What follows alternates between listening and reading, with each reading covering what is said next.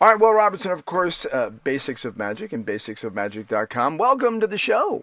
And today I'm kind of flying solo just because Rudy or any of the other people that are on the show are not on it right now. And I'm just doing this really cool sort of supplemental talking about magic and getting started in magic and all this other fun stuff. However, I will say that you can see that there is someone in the studio with me. I still haven't figured out how to put the curtains in. But I will figure out how to do that. But right now I am flying solo on this. But I'm going to introduce that this person that you're seeing on the screen will be joining me periodically as much as I can get him. He is in Singapore. So we are, of course, spanning the globe to find magic and learning magic and the philosophies and the discipline and the fun and the community that's involved in magic. So if you are getting started in magic, of course, you need to know that you can go to basicsofmagic.com, which, by the way, when you do it, will become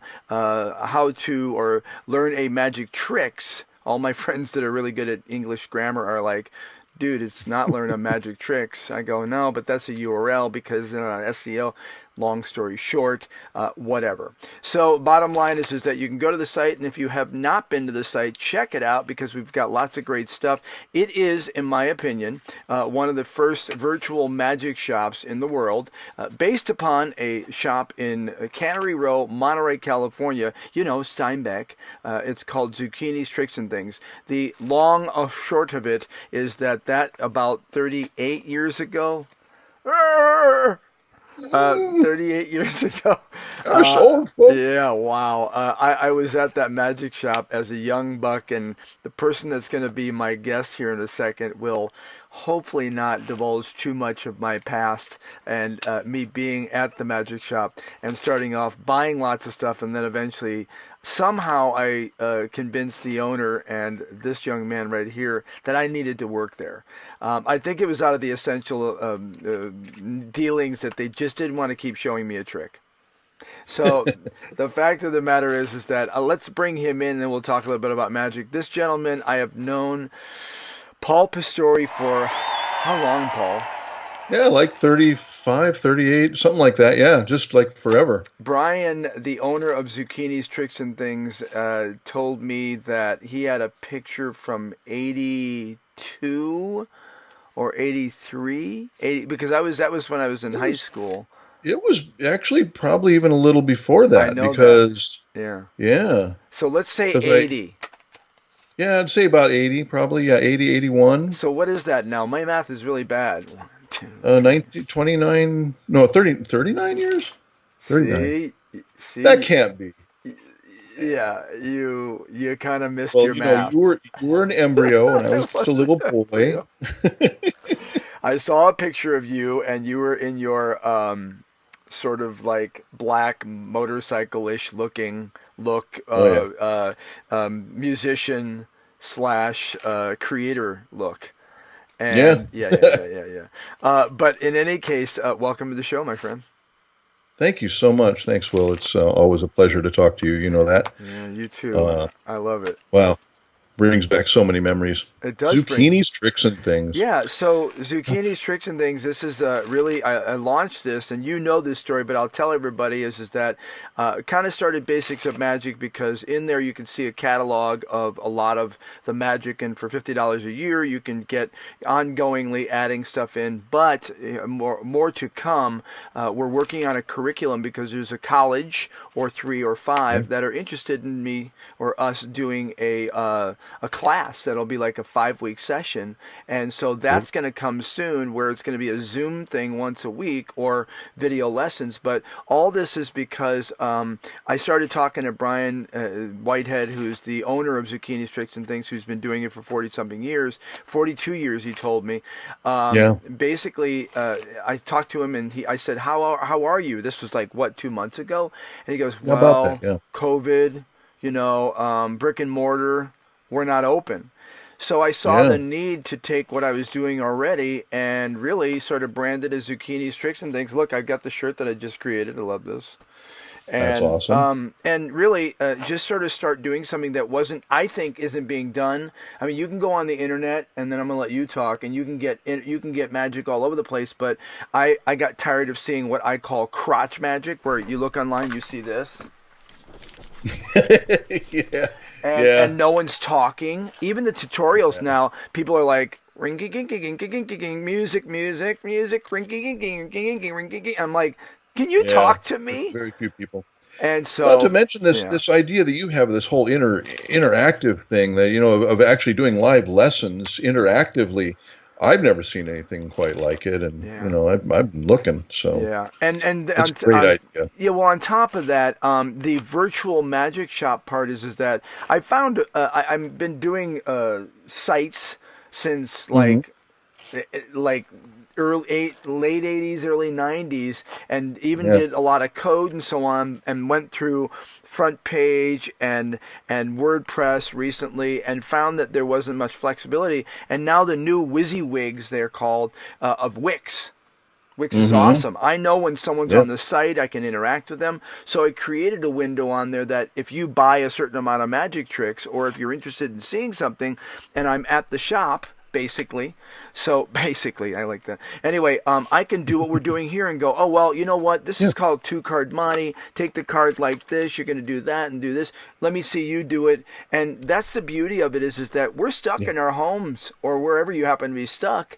And so why not do that? So, again, welcome to the show. But let's talk about, how did you actually get to start out at the magic shop? Or in magic?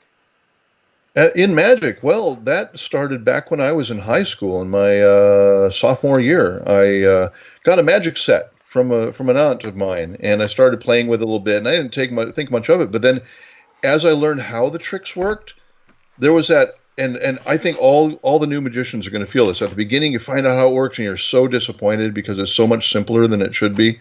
But you regain it, because then I would go and try it out on my mom or my stepdad or whoever was around, and they would be amazed.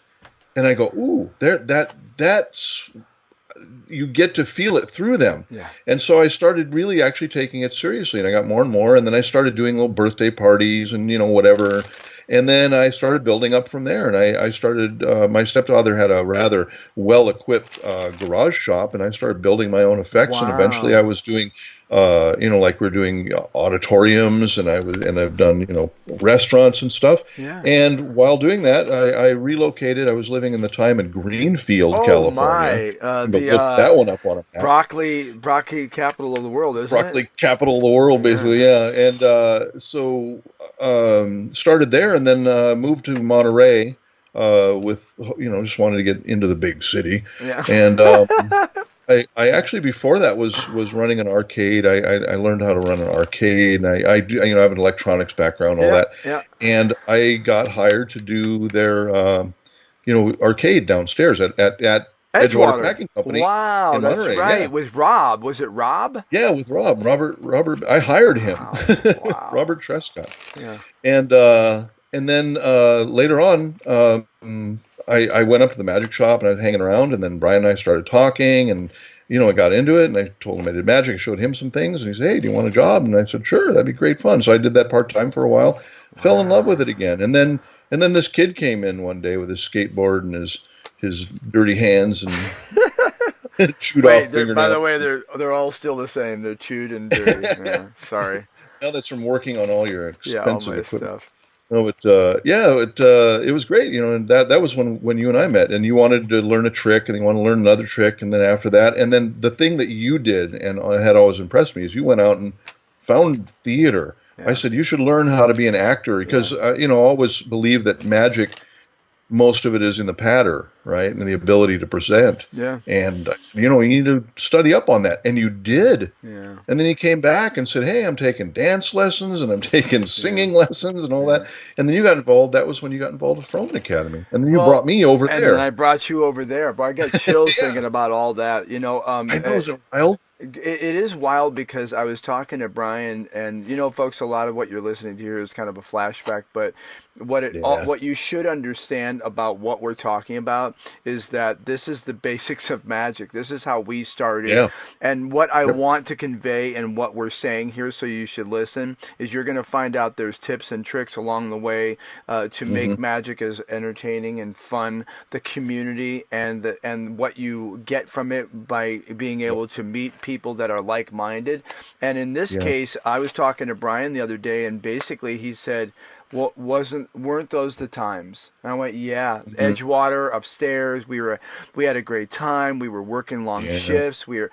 Brian was telling a customer we used to have three people behind this counter, myself, Yep. Paul, and Will, and we would be just nonstop. Yep. Now he's got him, and there's like a little teeny. I mean, it's a far cry different, but magic is. You and I have discussed this before. Is it goes in waves, and Yes. in popularity, and the only unfortunate thing I can say about the new wave is that it's got the Blaine type of thing, but I was doing Yeah. magic. I was doing a show, some strolling about 6 months ago, and it's funny because I made this announcement to Adam, Adam Wiley, who's a magician actor, while we were doing the gig. I go, have you noticed that everybody that we do a trick for, when we get done, they go, "Mother," and they swear. I'm like, I And just run don't away. even know how to respond to that. But magic has changed a little bit in that with cardistry. But going back to what you were saying, yes, you and this is an important tip, everybody. You mentored me, and you gave me the you didn't let me pull a lot of tricks, so to speak. And you said, look, this is what you need to do. And you are definitely one of the people, in the very first person that said, look, if you want to be good as a magician, be an actor. Now, I knew when I was born, pretty much, I'm one of those people that knew I was going to be a performer. And then as I got older and had no education, I realized that's really what I was going to be. But the fact is that, I've always believed that you jump into every facet of what you're doing, and I know you as well, like me, because of what you've done in your careers, believe the same thing. But that is what this whole thing is about. The basics of magic is that it's not just about taking a trick and making a card disappear. It's about having something with it, because everybody can do that trick. Yeah, it's got to have a story. It's got to have a reason of being. It's got to that is so much of the magic. It's not the how quick your hands are and how well you hide the card. It's how well you keep people from not noticing that you're hiding the card because you're entertaining them. They're not sitting there trying to pick your thing apart Right. because they're watching you work. A great example, I think, is Penn and Teller. They will give away a magic trick all day long and then completely blow your mind with it by just totally entertaining you, because you go, what? Yeah. That's a good example of it. I think the Blaine type of magic is kind of has its place, but I think that there's so many different ways of approaching the art, and I don't think there's a wrong or a right way. I just think that you got to find the thing that suits you and that you are, Right. Well, you were Yeah. cutting edge. When we were Back in working my together. day. Yeah, you were cutting edge, because I remember. Um, it's kind of like working with a friend of mine, Walter White. He did all of these like really weird dances and everything, and had all these really weird characters that he would do in When his. they had the motorhome and he used to make the blue meth. Oh no, that's a different That's Walter a- White. That's right.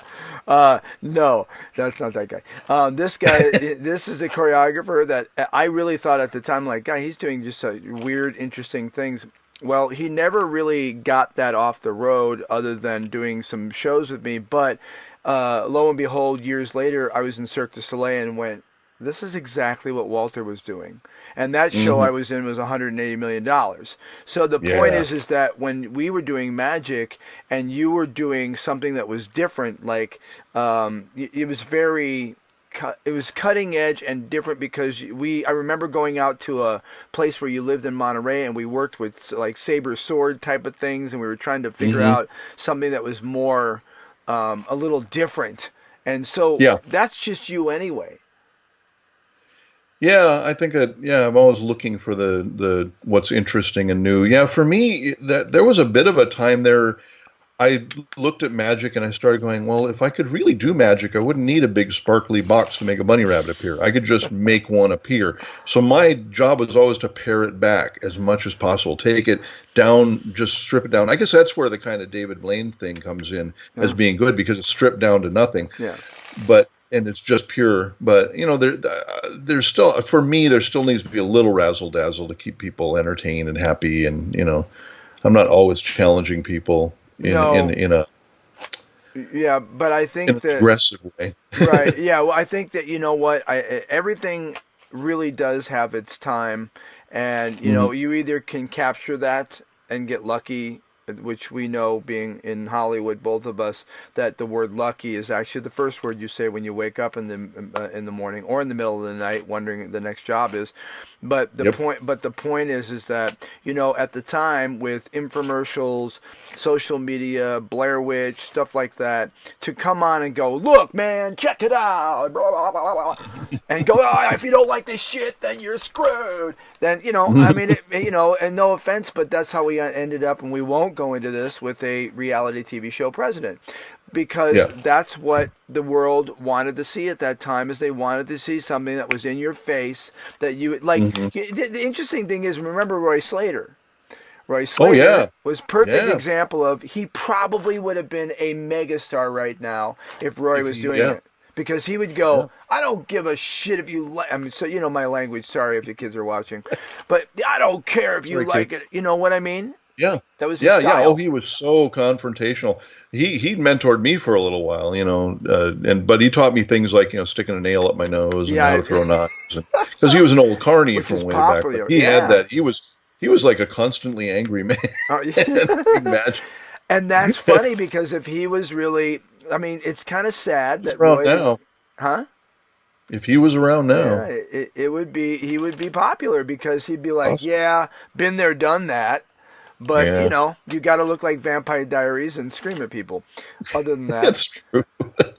So I'm just saying. So, Paul, really quickly, I want to talk about what you do now, because one of the things about magic that I've always said, and you know this because you watched me change from one person to another magically, is that magic has this great thing where you are able to transform yourself, because if you are the wallflower or the nerd or the whatever, as I did in high school, I became Mr. Magic and had my Yamaha jacket, and it was filled with all the magic and stuff like that. And people would say, hey, Mr. Magic, show me a trick. And I'd be like, cool. It was this wonderful instant audience. However, what it did was, when I wasn't popular before then, I became popular. It also got me to do theater, and it gets you in front of an audience, and lo and behold, you start seeing other parts of yourself, and then you decide either you can do this for a living or you have to do something else. Well, in my case and your case, we did other things, but still in the same industry. You went into a totally different situation that I thought you might go into. You got into a theater group I was with, a professional group. You did some backstage. You did on stage. I can't forget Mary Sunshine, for sure. Thank you. Yeah, awesome. And then from there, you did what? Well, I moved into special effects. That all started, too, at the same thing, because as the magician guy, people come in and go, hey, can you make Pippin disappear? Or could you make this thing float across the stage? And I was like, I think I can. And I would design something and went, I have kind of a knack for making stuff do stuff. Yeah. So I started doing that with Froman Academy, and then I met a set designer that we had who came up from L.A. George was, and it was funny because I moved down to L.A. to work with George, and it took me a good, year or more to get my stuff together and move down there. And I moved down, and George and I did a couple shows together, and then I went over one day and said, so what's next? He goes, well, I've been giving it a lot of thought, and I'm going to move up to Monterey because I really love it up there. And I was like, And so that was one of those moments, and I went, okay, well, gosh, I got to figure out what I'm going to do with myself. And I got myself a job at Universal Studios as a tour guide, and because of it, I was able to go to sets and see how movie making actually worked. Yeah, and Kit, and you were also Kit. Yeah, and I was a Knight Rider. I was a Kit. Now, not for the TV show, so people don't get confused. I was a Knight Rider in the park. I did the Kit voice.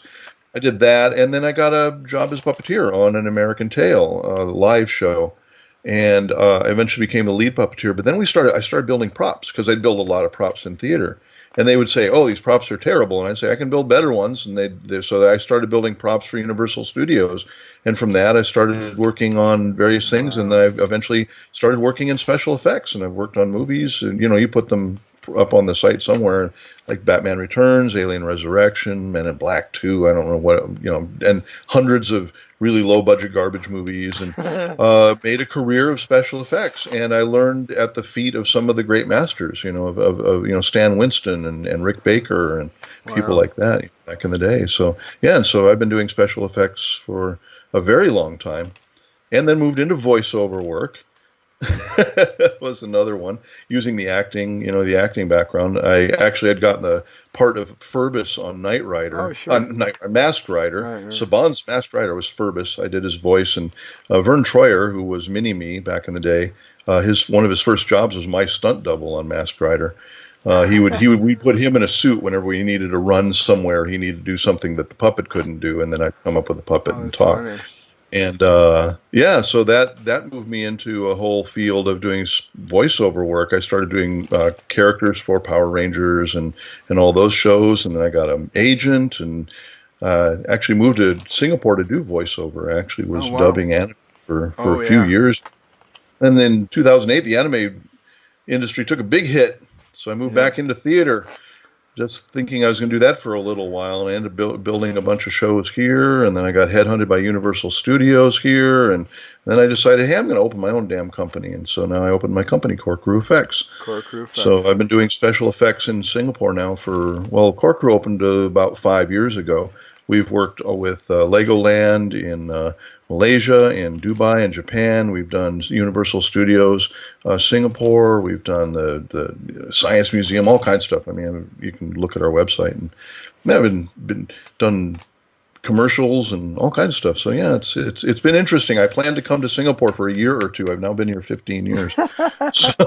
Yeah, we miss you, and I know that so a lot of times we try to get things going, and you're 11 hours past or ahead of me? No, I'm 15 hours ahead of you. 15 hours. There it is. Wow. So, but that's a good reason. Now, if you're listening to this thing, of course, you're listening to Basics of Magic and basicsofmagic.com. You can check it out on the site, learn how to do magic, Absolutely. Or you can buy magic. We have a magic shop in there, built upon Zucchini's Tricks and Things on Cannery Row in Monterey. And obviously more to come. There's going to be a class that will be starting via Zoom. But now, going back to the point that we were talking about is that, if you do, if you're an auto mechanic and you're in auto class or wood class in school, and you go, I really like this, then there's a potential that you might end up that way. If you do theater like I did and you did, you end up perhaps, if you love that field and you have the hardcore finish or hard shell finish that you need to do this industry, and you're intuitive or ingenuitive. Interesting. I think I just added ingenuitive. I like that. There we go. Write that one down. There it is. You can keep in the business, and so if you want to be a magician and you go, I want to be the next David Copperfield, there's nothing that's stopping you.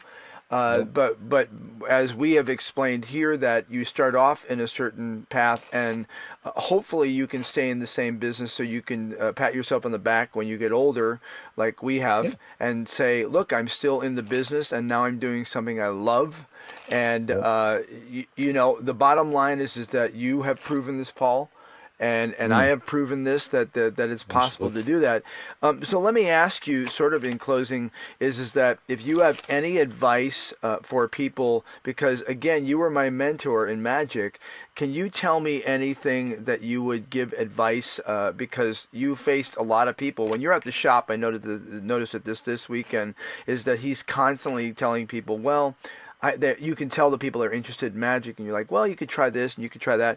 What would be your biggest and best piece of advice to someone starting off in magic? Get a kit, learn 500 tricks, get a good costume. What would be your thought on that in your life? It's funny. First of all, the mentor thing, I never thought of it that way until you mentioned it many, many years later. Like, oh, I guess I was. Yep. You don't think of yourself as being a mentor when you're actually in there. Yeah. I think the biggest thing is to find the thing that makes you happy and do it, and then stick with it. And if it changes, go with it. Always give yourself the option to change your mind or change your direction if you need to.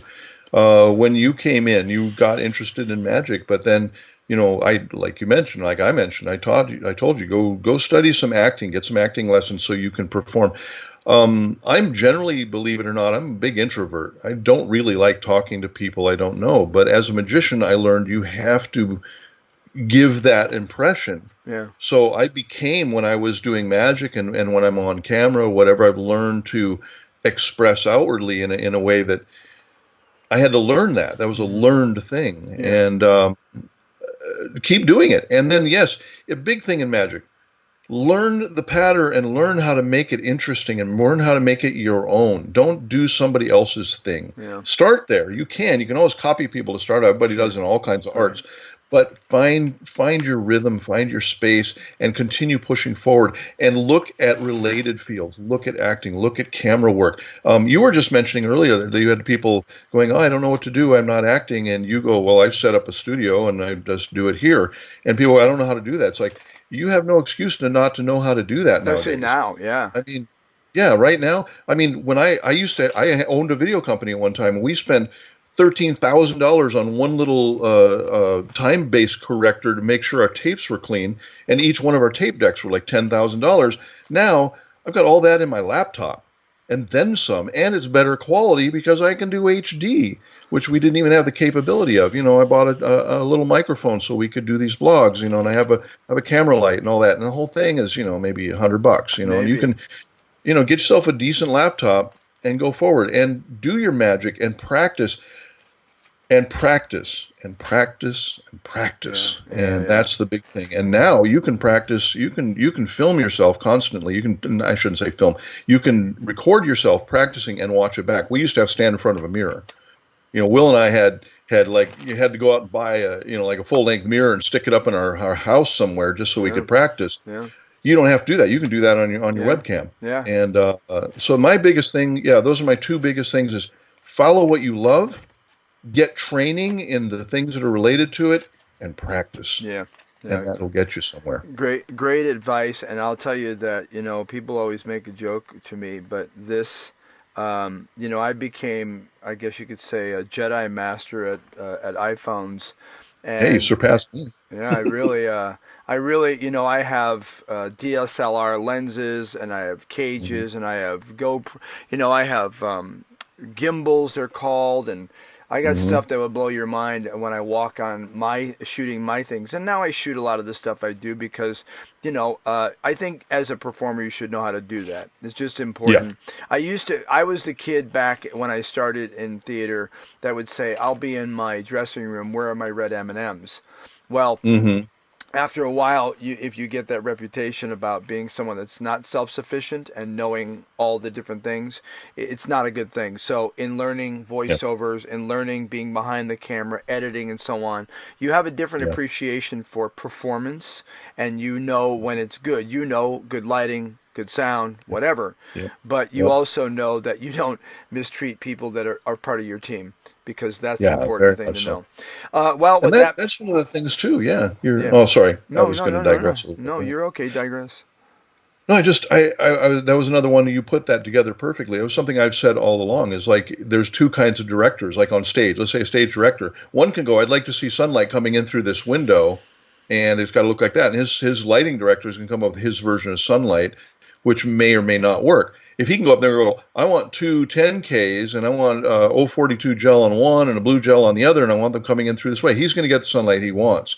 You don't have to know everything about everything, but you should know something about everything. Yeah. And I have studied improv. I have studied acting. I have studied production. I've studied voiceover. I've studied electronics. I mean, you just get this thing going, especially in the magic field. All of it is useful. Yeah. And all of the stuff that you do in the magic field, because I learned it in magic, I turned it into a career in the film industry as a special effects artist and a prop maker. Yeah.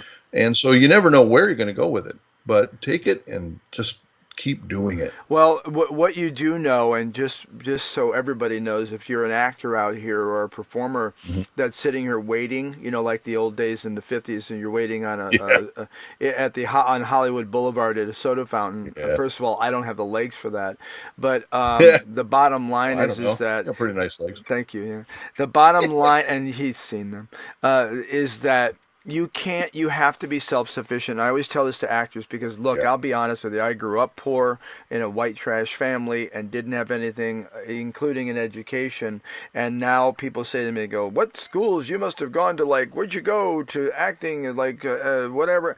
I go, no, I pretty much did nothing. And I'm telling you this because, in a way, exponential learning and being able to do these things by yourself is something really important. Because if you watch my visual as an actor, if you want to shoot a self-tape, number one, you have to go rent a space. You have to have someone else shoot it. You have to have someone else edit it, because otherwise you're just going to get this thing. You have to be able to do any of the other stuff you need to do. Then you have to know how to market it, and you have to do social media. Guess what? All those things cost money, and I can't afford that, and you can't afford that. So it's okay to spend nothing and know how to do it yourself, because then two things. Number one, you're not spending the money that you would be doing, because most actors are poor actors like me, in essence. And we just sit here going, oh, what are we going to do? So if you're poor, you can't afford to do all those things. And on top of that, you can't afford to wait, because that's what you're doing when you depend on other people in magic, in performing, in life. So with that being said, Paul Pistore, here's the thing, Paul. First, I want to say to you, thank you for coming on the show. Thanks for having me. Yeah, I'm excited. And I interviewed you about a year and a half ago, and it never came out, but because I got crazy. But this one will be out next week, I promise you. The other thing I wanted to say to you is that we're going to find a segment. Paul and I are going to find something, and I'm going to put a neat little intro. Who knows what I'll do about magic or performing or something like that, and insert it into this show, because I believe that, of course, variety is the spice of life, and it's certainly the spice of magic and performing. So with that being said, stay tuned. Film 111 will tell you what that segment's going to be, because I want Paul to be a regular. And the last thing I want to say to you, Paul, is I really wish there's one thing I'm sad about in my life of magic and with you that unfortunately I don't have anymore, and I wish I did. And that is the black jumpsuit with the dragon on it. Paul gave me, he said, I can't fit in this anymore. And I'll be honest with you, Paul, I never really did fit in it well. But I did go on KSBW TV for a telethon. They had me as a magician. And I wound up doing this trick with the dove pan I did called Appearing Elephant. And it was me putting in I would do a dove pan, which is a fire pan. And I had a really awesome old one from the shop that I bought. And I lifted it up, and there was a bag. Remember that one? It sat on the shelf forever. Yeah, I loved it. I wish I had it now. But anyway, basically what happened was I took the fire, started it, and then I covered it, and there was a bag, and it said Instant Elephant. And you open it up, and it had a tag, and it was a tag for the trunk. And on it, it said, oh, this belonged to Ella Fitzgerald. And then I had a leash, a dog leash. And invisible dog leash, and some other things, but in the end I reached in and there was a clump of, it was dirt, and I go, I don't even want to know, and I sprinkled it in it. Anyway, but I was wearing this suit that was all satin, that I don't know how you came up with this, but you wore it at some point. You made that? I made that suit. Shut up. And that Get out of Dodge. Yeah, I did. I made it. It was an elaborate dragon that went from here and had this open all the way up the leg, and very Doug I made that for when I was doing shows in a disco for a while, and I wanted something disco-y. I never knew that. I made that dang thing. I never knew that. I never knew that you were doing shows in discos. There is another element and another layer of Paul Pistore I never knew. Paul Pistore, thank you for coming on the show. Core Crew Effects, and that you can see that on the bottom of the screen there and see where you can get a hold of him. Go there, you'll see all of his social media. An amazing, wonderful person, and certainly still a mentor of mine. I look to him all the time, and hopefully I can look to you every week and put you on the show. I thank you very much for your time, my friend. Thank you, and I look forward to doing the show again soon, hopefully. Yep, we will. All right, everybody. Hey, take care of yourself. Bye, everyone. Don't leave me. Yeah, don't leave me. Hey, basicsofmagic.com. Of course, you can go to the site and you can get a magic trick. I can show you how to do a magic trick. It is a virtual magic shop, and coming soon, the lessons that you can see. But right now, there's a catalog that's being added every week. I add in new tricks on sleights and different things that you might do with cards, and it's all basics of magic. So don't be intimidated by that. It's not the other sites that you get where they're going, oh, look, and there's a 15 moves to do that. I'm not going to do that. I'm going to do the basics so you can have fun, be comfortable, be confident, and perform magic. All right, everybody, we'll see you next week. Be safe, be well, and if you're staying in the house, learn a magic trick. See you soon.